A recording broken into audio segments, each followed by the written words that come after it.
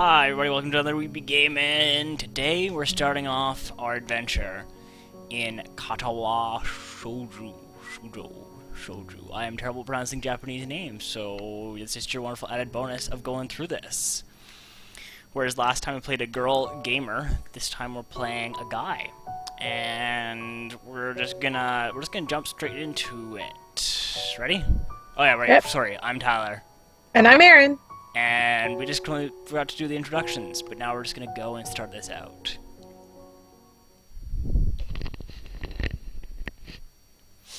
Do I have water here somewhere? A light breeze I don't know. causes the naked branches overhead to rattle like wooden wind chimes. This is a popular treat for couples in the summer. The deciduous trees provide a beautiful green canopy far to sight of teachers and fellow students. But now, in late winter, it feels like I'm standing under a pile of kindling. I breathe into my cupped hands and rub them together furiously to prevent them from numbing in this cold. Hisao, just how long I expected to wait out here anyways. I am sure the note said 4 p.m. Ah yes, the note slipped between the pages of my math book while I wasn't looking. As far as cliches go, I'm more of a fan of the letter in the locker, but at least this way shows a bit of initiative. As I ponder the meaning of the note, the snowfall gradually thickens. The snowflakes silently fall from white-painted sky, and the only sign of time passing in this stagnant world. Their slow descent upon the frozen forest makes it seem like time is slowed to a crawl. The rustling of dry snow underfoot startles me, entering the quiet mood. Someone is approaching me from behind. Bound to go on. I was gonna say with a knife, but you could do it that way too. Hi, Hisao, you came? A hesitating, barely audible question. However, I recognize the owner of the dainty voice instantly. I feel my heart skip a beat. It's a voice I've listened to hundreds of times, but never as more than an eavesdropper to a conversation. I turn to face this voice, the voice of my dreams, and my heart begins to race. Dun, dun, dun.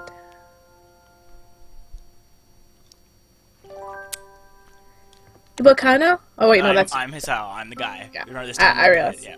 yeah. Hisao. Iwanako? I got a note telling me to wait here. It was yours? Damn it, I spent all afternoon trying to come up with a good line, and that was the result. Pathetic. He seems very introspective and hard on himself. Yes. I asked a friend to give you that note. I'm so glad you got it. A shy, joyous smile that makes me so tense I couldn't move a single muscle even if I tried.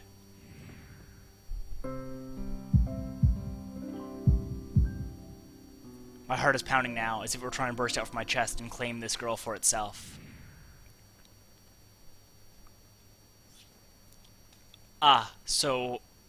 Here we are, out in the cold. Once again, the wind stirs up in the branches, the cacophonous noise is music to my ears. Iwanako flinches ever so softly against the gust of wind, because she's wearing no pants. Yes. As it passes, she rights herself, as if supported by some new confidence. Her eyes lock with mine, and she lazily twirls her long, dark hair around her finger. All the while, the anxious beating of my heart grows louder. My throat is tight. I doubt I could even force out a word if I tried. You see, I wanted to know if you'd go out with me. I stand there, motionless, save for my pounding heart. I want to say something in reply, but my vocal cords feel like they've been stretched beyond the breaking point. Hisao? I reach up to try to massage my throat, but this only sends spikes of blinding pain along my arms. Hisao? My whole body freezes, save for my eyes, which shoot open in terror.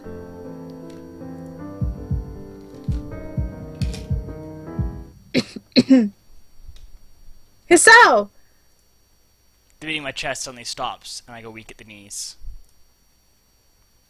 The world around me, the canopy of bare branches, the dull winter sky, Iwanako running towards me, all these fade to black.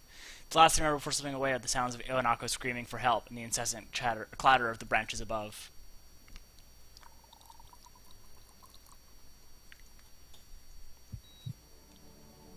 Beep, beep.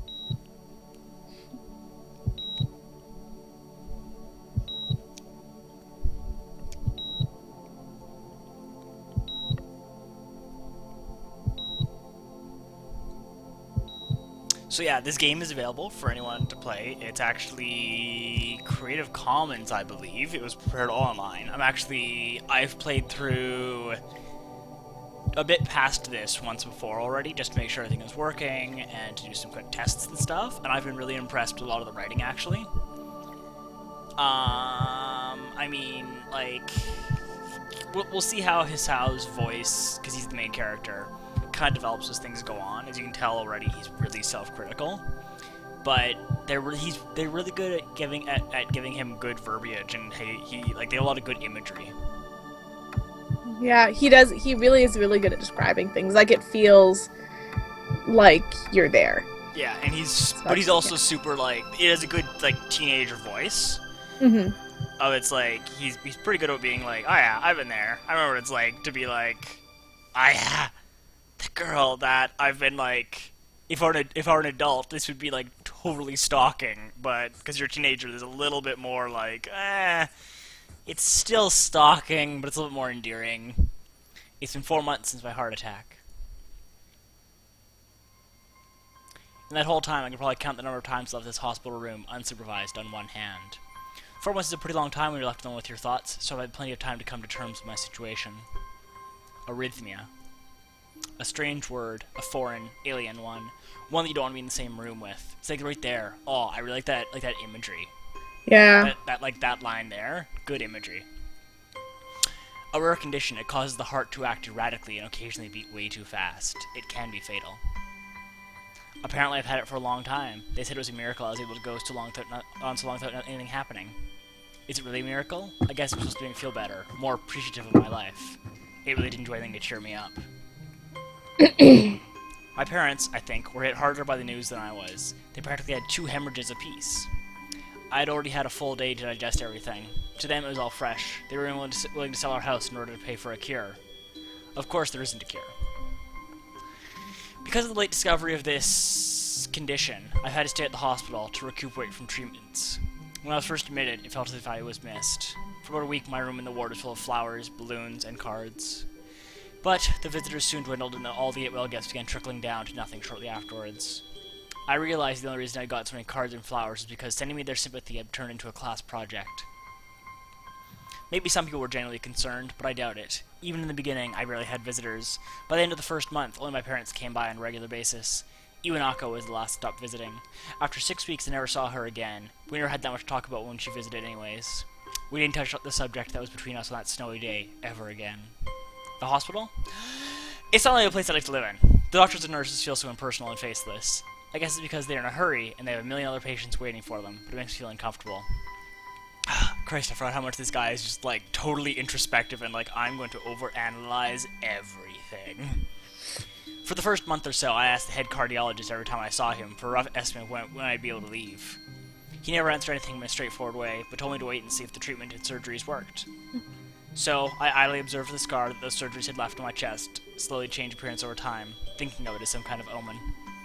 I still ask the head cardiologist about leaving, but my expectations are low enough now that I'm not disappointed anymore when I don't get a reply. The way he shuffles around the answer shows that there's at least some hope. At some point I stopped watching TV. I don't know why, I just did. Maybe it was the wrong kind of escapism for my situation. I started reading instead. There's a small, air quotes, library at the hospital, although it was more a storeroom for books. I began working my way through it, one small stack at a time. After consuming them, I would go back for more. Like, consuming the books. Oh, another good imagery. I found that I liked reading, and I even think I became a bit addicted. I started feeling naked without a book in my hands. But I loved the stories. That was what my life was like. The days became increasingly harder to distinguish from each other, differing only by the book I was reading and the weather outside. It felt like time blurred into some kind of gooey mass I was trapped inside, instead of moving within. A week could go by without me really noticing it. Sometimes, I'd pause in realization that I didn't know what day of the week it was. But other times, all the things that surrounded me would painfully crash into my consciousness, and the barrier of nonchalance I'd set up for myself. The pages of my book would start to feel sharp and burning hot, and the heaviness in my chest would become so hard to bear that I had to put the book aside and just lay down for a while, looking at the ceiling as if I was going to cry. But that only happened rarely, and I couldn't even cry. Jeez, this is just depressing. Yeah, it starts out pretty dark. Today, the doctor comes in and gives me a smile. He seems excited, but not very. It's like he's trying to make an effort to be happy on my behalf. My parents are here. It's been a few days since I'd last seen them, but both of them are even sort of dressed up. Is this supposed to be some kind of special occasion? It's not a party. There's this ritual the head cardiologist has. He takes his time sorting his papers and then setting them aside as if to make a point of the pointlessness of what he just did. Then he casually sits down on the edge of my bed next to me. He looks me in the eyes for a moment. I'm not sure doctors are actually supposed to do that. You be the doctor, so I'm talking a lot. Yeah. Hello, Hisao. How are you today? I don't answer him, but I smile back a little, back at him. I believe that you can go home. Your heart is stronger now, and with some precautions, you should be fine. We have all your medications sorted out. I'll give your father the prescription. The doctor hands a sheet of paper to my dad, whose expression turns wooden as he reads it quickly. So many. I take it from his hand and take a look at myself, feeling numb. How just to react to this? I'm just gonna point out right now, heads up, I love the imagery of this scene coming up. Okay. Like, look at that. How good is that for just like, oh yeah. The absurdly long list of medications staring back from the paper seems insurmountable. They all blend together in a sea of letters. This is insane. Side effects, adverse effects, contraindications, dosages are listed line after line with cold precision. I try to read them, but it's so futile. I can't understand any of it. Attempting to only makes me feel sicker. All this, for the rest of my life, every day? I'm afraid this is the best we can do at this point. However, new medications are always being developed, so I wouldn't be surprised to see that list fade over the years. Years? What kind of confidence booster is that? I'd have felt better if you hadn't said anything at all. Also, I've spoken with your parents, and we believe that it's best if you don't return to your old school. See, this is the part of this game. Like, I understand they're trying to build up to a premise, but this part is kind of clumsy in my opinion. It's like, oh yeah, by the way, to make this like even more awkward and life-changing, we're not sending you back to your old school. Yeah.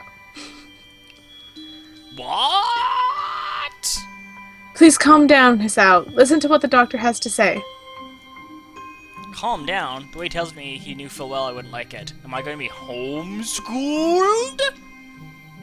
Whatever my concern shows, it's ignored. We all understand that your education is paramount. However, I don't think that it's wise for you to be without supervision.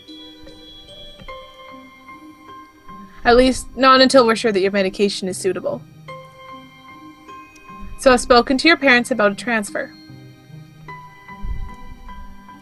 It's a school called Yamaku Academy that specializes in dealing with disabled students. Disabled? What? Am I... It has a 24-hour nursing staff, and it's only a few minutes from a highly regarded general hospital. The majority of students live on the campus. Think of it as a boarding school of sorts. It's designed to give students a degree of independence while keeping help nearby. Independence is a school for disabled kids. Don't try to disguise that fact. If it was really that free, there wouldn't be 24-hour nursing staff, and you wouldn't make a hospital nearby a selling point. Of course, that's only if you want to go, but your mother and I aren't really able to homeschool you. We went out there and had a look a couple of weeks back. I think you'd like it. It looks like I really don't have a choice. Compared to other heart problems, people with your condition usually tend to live long lives. You'll need a job one day, and this is a good opportunity to continue your education.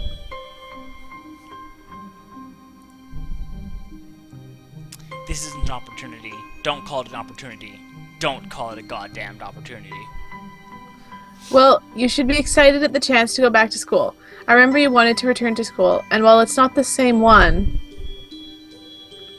A special school. That's an insult. That's what I want to say. It's step down. It's not what you think. All of the students there are pretty active in their own sort of way. It's geared towards students that can still get around and learn, but just need a little help in one way or another. Your father's right. As many of the graduates of the school have gone on to do amazing things, a person doesn't have to be held back by their disability. One of my colleagues in another hospital is a graduate. I don't care. A person doesn't have to be held back by their disability? Excuse me. That's what a disability is. I really hate that something so important has decided for me. What can I do about it? A normal life is out of the question now. It's funny, I'd always thought my life was kind of boring, but now I miss it. I want to protest. I want to blame this lack of reaction on shock or fatigue. I could easily yell at something now, something that how I can go back to school anyway, but no. I don't see anything. The fact is that I now know it's futile. I look around the room, feeling very tired of all this. The hospitals, doctors, my condition, everything. I don't see anything that would make me feel any different. There really isn't a choice. I know this. But the thought of going to disabled school, what are those even like? As much as I try to put a positive spin on this, it's very difficult. But let me try. A clean slate isn't a bad thing. That is all I can think of to get me through this. At least I still have something, even if it is a special school. It's something. It's a fresh start. My life isn't over. It would be a mistake just to resign myself to thinking that. At the very least, I'll try to see what my new life will look like. We've got a lot of lines. Yeah, he talks a lot. I mean, it kind of makes sense. We're on the prologue now. It kind of makes sense, though, when you look at, like, for character development, it means we get a lot of verbiage from this character. So if you compare it to Realister, the girl had a relatively simple character. Yes. And her conflict was relatively mundane. And that's not a bad thing, it's just, like, it was different, whereas this is, like, the challenge of dealing with, like, finding out you have, like, a medical condition that's going to drastically change your life.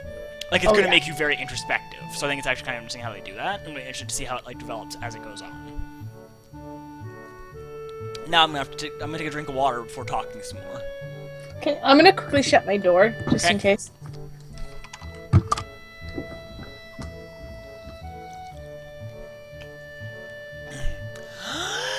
The gate looked far too pompous for what it was. In fact, gates in general seemed to do that, but this one especially so. Red bricks, black wrought iron, and grey plaster, assembled into a whole that didn't feel welcoming at all. I wondered if it looked like what a gate for a school should look like, but couldn't really decide. Probably no. Of course, I didn't want to get stuck on thinking about the gate for too long, so I entered through at the brisk pace that felt surprisingly good. Moving forward feels good. So I walked towards the main building of Yamaku Academy at this brisk pace. I'm alone, and the parents are taking up my stuff to the dorms, and there's supposed to be someone waiting for me. The grounds are incredibly lush, filled with green. It doesn't feel like the kind of grounds a school would have, more like a park, with a clean walkway going past trees with the smell of fresh cut grass and other park-like things. Words like clean and hygienic pop into my mind. It makes me shudder. I shake them off. Stay open-minded now. It's your new life. You have to take it as it comes. That's what I tell myself. A few big buildings loom behind leafy canopies. Too big and too many for just a school. Everything seems off. It's different from what I thought about what I knew about schools. It's an uncanny valley. Even though I was told this was my new school, in the back of my head, it doesn't feel like one. I wonder if the feeling is real or caused by my expectations of a school for the disabled. Speaking of that, I don't see anyone else here. It's kind of eerie. It makes me wish there was somebody else here I could anchor myself to something tangible instead of having this feeling that I stepped into another dimension. The trees hum with the wind, and the green hues flashing all around me catch my attention. It makes me think about hospitals again, how they say the operating rooms are painted green because green is a calming color. So why am I feeling anxious despite all this greenery? Only after standing in front of the haughty main building, I surprised myself realizing why the gate bothered me. It was the last chance I had to turn back, even if I had no life I could return to. But still, after entering, there's absolutely no way I could go back anymore. Feeling nervous, and with this realization set in my head, I opened the front door. A tall man with bad posture notices me as I enter. We're the only people in the lobby, so it's only logical.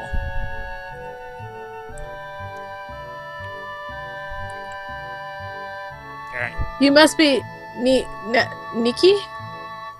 Nakai.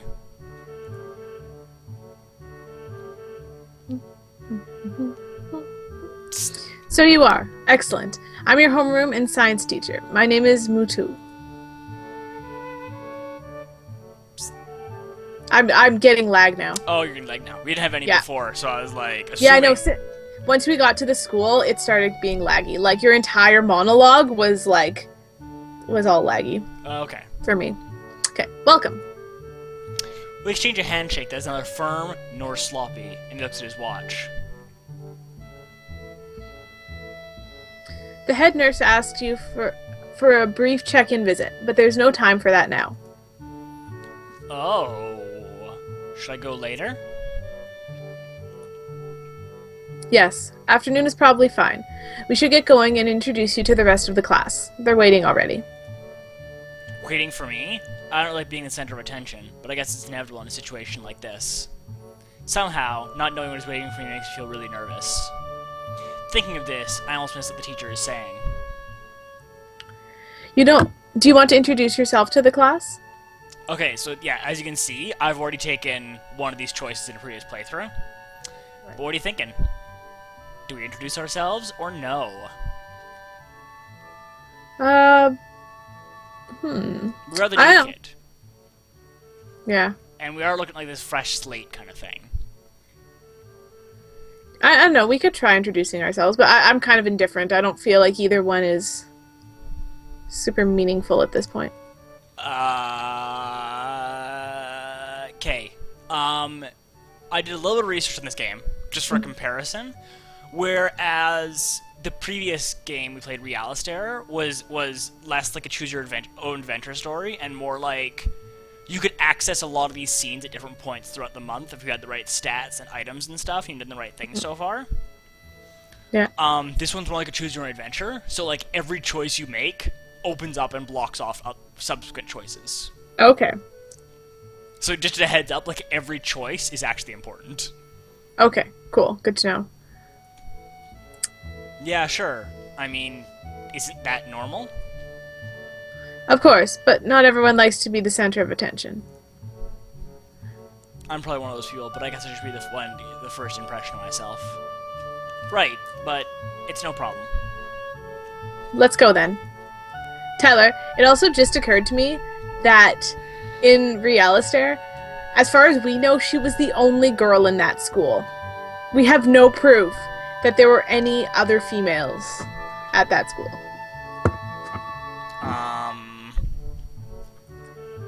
This is true. Except maybe a female teacher, but that's it. This is true? It's implied that what's-his-name is, like, a player, so that implies there's other girls. Yes, but other than that, you're right, like, there's only really 4 characters in that entire game.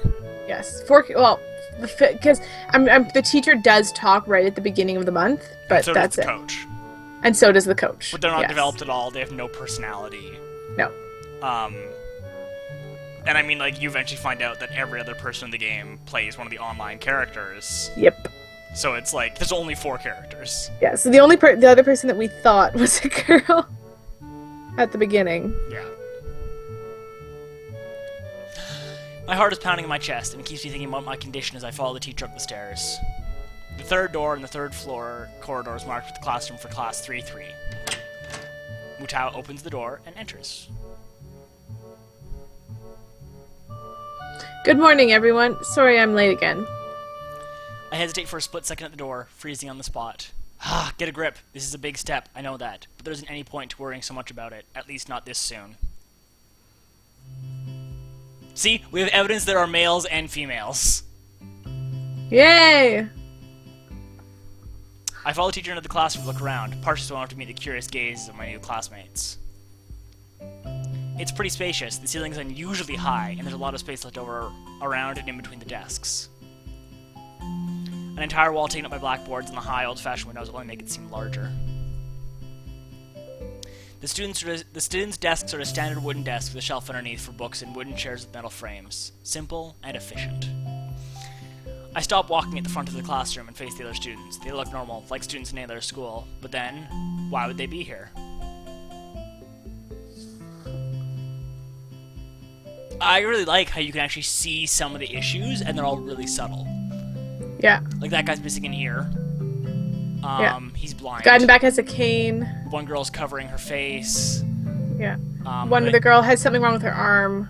Yeah. Like, you can't see, one girl has a knee problem. One guy's passed out in the back, which could be narcolepsy. She looks like she's had her legs replaced. Oh, she's cute. Despite the natural tendency to listen to someone's talking about you, I tune out the teacher's speech halfway through while he introduces me to the class. I notice a flash of dark hair and see someone is looking at me. A girl with really long, straight hair that is pretty eye-catching. As she sees me looking back at her, she covers her face with her hands as if it will make her invisible. That was the girl in the back and middle, right? Yeah, I think who was covering her face with one hand. Yeah. There's one boy with a cane leaning against the locker at the rear of the class. It's weird seeing someone so young with a cane. Another girl seems to be making some sort of weird hand motions. Sign language. She peers at me over the rims of her glasses. I think it's that one. If you can see my mouse. Oh, yeah, yeah. Sign language. She peers at me over the rims of her glasses and then goes back to whatever she's doing. She's kind of cute. So is the cheerleading girl with pink hair sitting next to her. Oh, there we go. She's really hard to miss. I don't know how I didn't notice her the moment I walked in.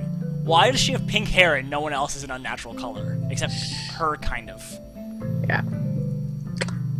Don't know. She dyes it? Please welcome our newest classmate. Could be. He claps his hands so that everyone else does, except one girl in the front row who has only one hand. But it's her. She's just a poor girl. She's just like It's not going well. You know what? I bet you anything it's not her. It's the one that's over that we just can't see anymore. Who had the bandage on her wrist? Okay.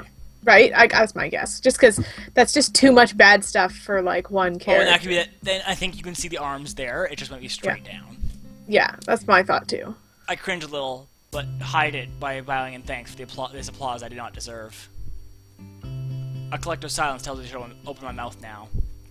So, I'm Hisao Nakai, and after that, my hobbies are reading and soccer. I hope to get along well with everyone, even though I'm a new student. And after that, I'm being so boring. This is exactly like every self-introduction ever. I should say something more exciting. I end up saying nothing, and the teacher picks up from there. Everyone seems to be satisfied with what little I said, though. A few girls are whispering to each other, throwing glances at me. It could have gone worse. He's kind of a horn dog. I listen to the teacher as he drones on about getting along while I let my gaze sweep across the classroom. Everyone seems to be listening to him intently, and when he's done, they clap their hands again, which feels like a weird thing to do. The first row girl claps on this round, with her one hand against the wrist that ends in a bandaged stump. It makes me feel a little bad. I think you're right. Mm-hmm. We're doing some group work today, so that'll give you a chance to talk with everyone. Oh, so that's you. Sorry. No. Sorry. We're going to be doing some group work today, so that'll give you a chance to talk with everyone. Is that okay with you? No. Yes, that's fine with me. There should be an option. No, yes. That's good. You can work with Hakamishi. She is the class representative. She can explain anything you might want to know. And who else would be able to do that better, right? How could I know? Teacher passes out the day's assignments and announces that we were working in groups of 3. I really want her to be deaf. Just... It hits me that I don't know who Hakamichi is. Slow. The teacher seems to catch my helpless expression. Oh, right. Hakamichi is right there. Shizune Hakamishi. As he calls out her name, the cute belly-looking girl with bright pink hair and gold eyes waves her hand over at me. I take a seat next to her by the window. Hey, I guess you're Hakamichi, right? It's nice to meet you. What? I'm caught off guard by her laughter. It's nice to meet you too, but I'm not Hakamishi. I'm Misha. This is Hakamishi. Shishan. I love how they cross out Shizune and then write Misha. It's like, nope, this is Misha. Heads up, this is not Shizune. Like, it's like the, like... Yeah. Congratulations, Erin, you were right. Giggling, Misha points to the girl next to her, the one I saw using sign language before. It looks like she's been staring at me this whole time. She nods once, nonchalantly, to show us acknowledging my presence, but only barely. She has short and carefully neatly brushed hair, a pair of oval-shaped glasses, balanced the tip of a dainty nose, and dark blue eyes that seem to alternate every 2 seconds between analytical and slightly bored. It's nice to meet you. Aww. She only looks at Misha, who smiles and makes a few quick gestures with her hands. Hakamichi nods and makes a few gestures of her own. I started one of the teachers messing with me, saying things like, "You be able to talk to people," and "Who better to explain things to you?" I can see you're a little confused, right? Right? But I understand why you would think I was Shishan. Shi-chan is deaf, so I'm the person who translates things back and forth for her. I'm like an interpreter. She says it's nice to meet you, too.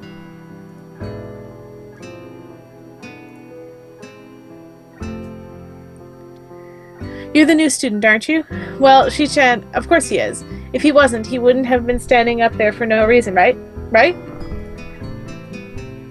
Seems like a very interesting person, doesn't he?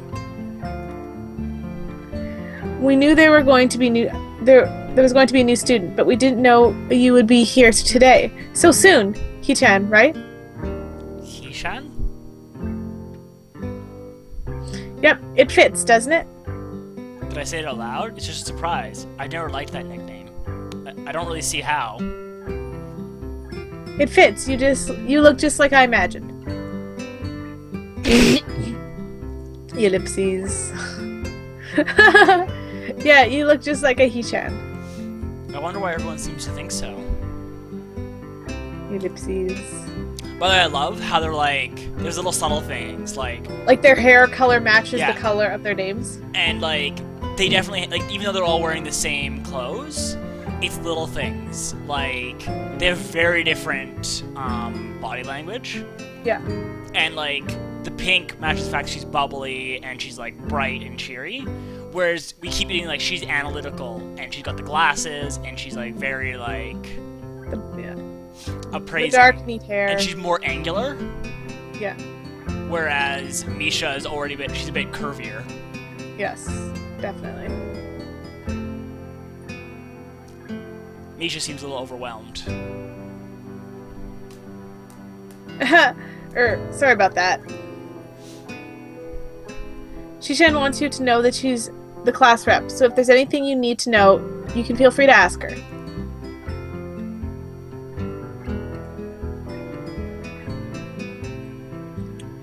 Do you like the school so far? We can show you around a little if you haven't had the time to walk around and familiarize yourself with it. Misha stumbles with the hard word a bit, making it stick out in her otherwise fluid translation. Thanks, that'd be pretty helpful. Yeah, I just kind of came straight to class today. Ellipses. She looks so angry all of a sudden. That's no good. You should always try to learn as much as you can about where you're going before you go there. Not just with school, either. Always, even if it's a trip to the convenience store. Really, Shishan? So I think part of the interesting bit here is you keep it to parse like whether what Misha's saying is what Misha's saying or what Shizune's saying. Yeah. Learn where you're going. I guess I didn't bother to do that, or I just didn't care enough to do so. I didn't look forward to this, even if I committed myself to go along with it half-assedly. But anyways, I don't say anything, and Misha signs something that ends in a shrug. What was that? It seems like it was about me. I feel like someone over my seat. Both of them were smiling, but that shrug hit me unexpectedly deeply. You look down. Are you okay? You know what, Tyler? I'm pretty sure when it has the little squiggly line at the end, it's when she's translating. Like that, see? I'm not sure. Don't take it the wrong way, please. I hate it when people are afraid to ask questions. That's how people learn things, by asking. Asking for help is perfectly normal, as much as needing help. Stop looking like you just failed a test. Because the squiggly's always after her laughing, and it's her laughing for sure. Good point. Yeah, that's a good point. All right. Maybe it's the other way around. I think that might be right. Yeah. And another thing. If you don't have to call Shishan something so formal like Hakamishi or class rep all the time. Just call her Shishan. Uh-oh. Oh, look, the blush.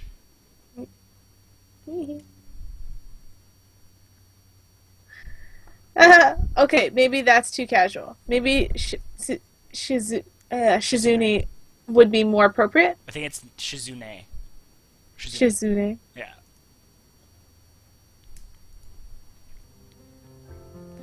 Yep. Shizune is fine. I think you're right. Like, the ellipses is more of her being her bubbly self, and in general, that's when you know it's her. And then, like, this is totally the translation of her being like, Shizune's okay. Shishan is too familiar. Because adding, like, Chan to the end is, like, like an informal thing. Whereas adding, like, San is very, like... Yeah. Or Senpei. Yeah. Heh. Okay, that'd be a lot easier for me. I feel a lot more at ease. Both of them seem so friendly, so I feel like an idiot for being so apprehensive earlier. Especially with Suzune, who I assumed to be all business. Well, she seems like that. Just less so, I guess. Angry face. Huh? Oh, right. We haven't even touched the assignment. We should start work now, or Shi-chan will get mad. The assignment is also kind of long, so we should start now if we want to finish it before the end of class. What? That too. Whoa, anger! So much anger. Shizune glares at the two of us impatiently. Oh, that's you. Shizune glares at the two of us impatiently. I don't need to know sign language to understand that. Okay, I get the message. Ellipses. After class, we can walk around the grounds together. It's a nice day today. Okay. The assignment is actually very challenging to get through, combining aspects of being both difficult and unnecessarily long. That just sounds like the kind of thing you don't want to be doing. Still, we finished it a few minutes earlier than everyone else in the class, despite our late start. Shizune and Misha are really capable. They're quite different, though. The class rep is as calm and professional as she looks, while Misha is more playful and girlish, not to mention a little more easily distracted. To be honest, the two of them did most of the work. I feel guilty about that. The clock tower bells ring, signaling the end of the period. Time for lunch. Without knowing what else to do, I follow Misha, who is beckoning me into the hallway and down the stairs. We descend even below the lobby where I met Mutu down to the bottom floor. Just like everyone else in this school, the cafeteria seems too spacious and oddly modern in contrast to the classic exterior.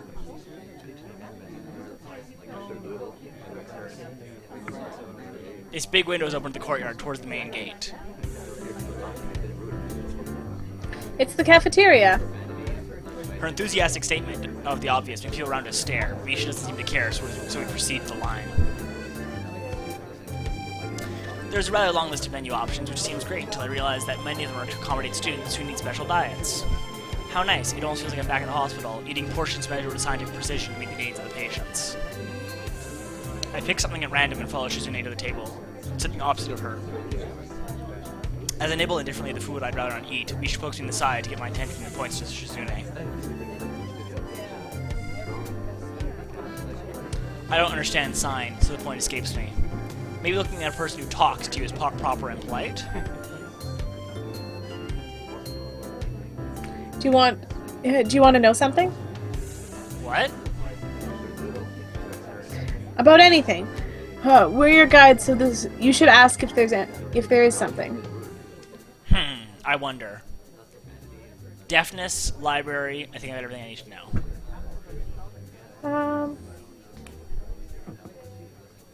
Well, the library thing just seems out of the blue. I'm kind of interested to ask about her deafness, but... Okay, library kind of makes sense, though, because he really likes reading.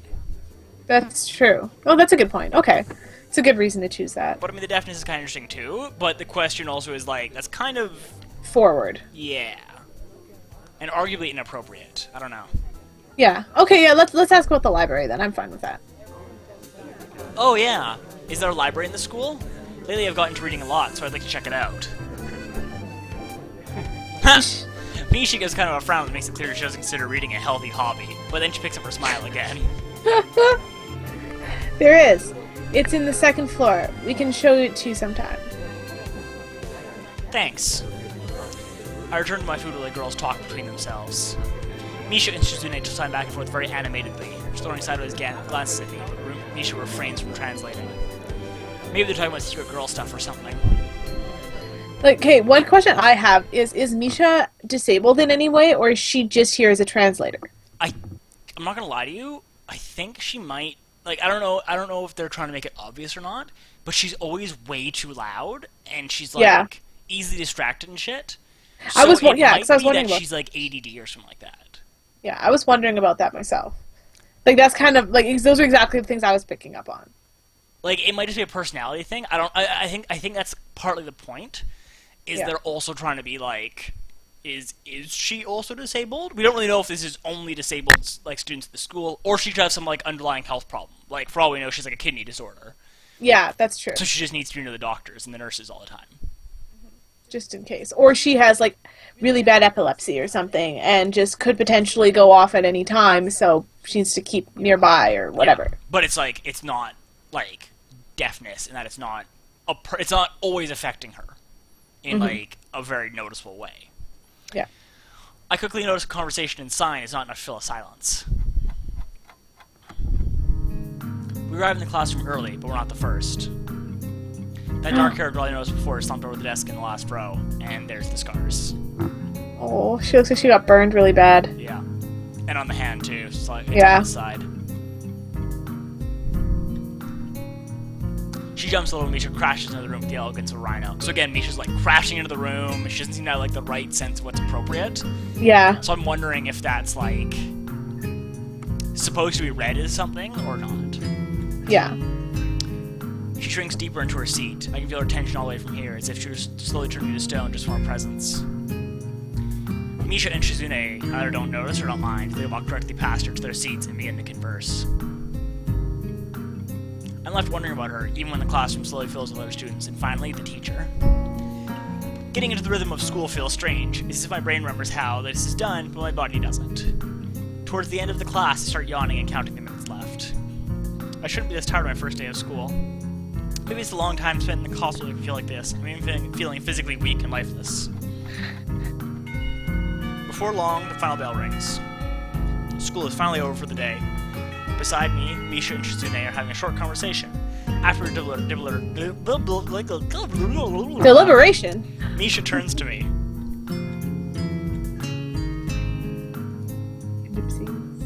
Unfortunately, we can't stay and show you around today, Hichan. We've got to hurry already since there's a lot of work for us to do. Didn't you say earlier you could?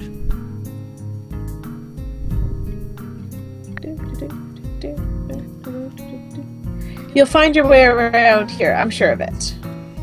Oh, wait! The teacher said I have to see the nurse. Where do I have to go? Is that so? We can at least show you that much. Come on, the nurse. Sorry. Come on, the nurses have their own building, so we have to go outside. We join the flow of students making their way down the stairwell and outside, with the girls pointing out other senior classrooms in the same hallway as ours. When we get outside, the girls make their way to a smaller building right next to the school. It's built in the same style, so it looks like it's part of the main building.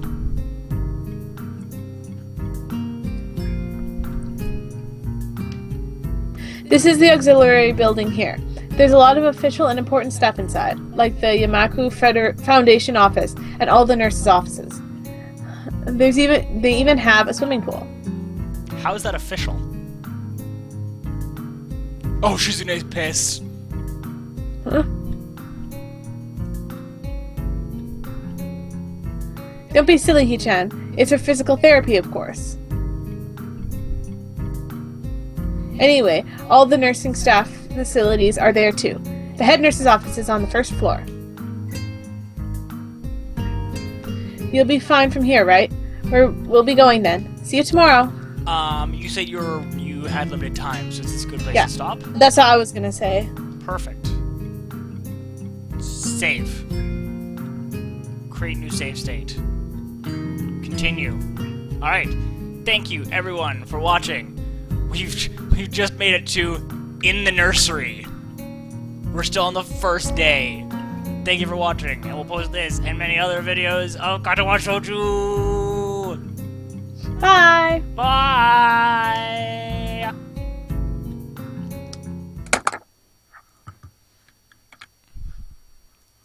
Excellent. How do I stop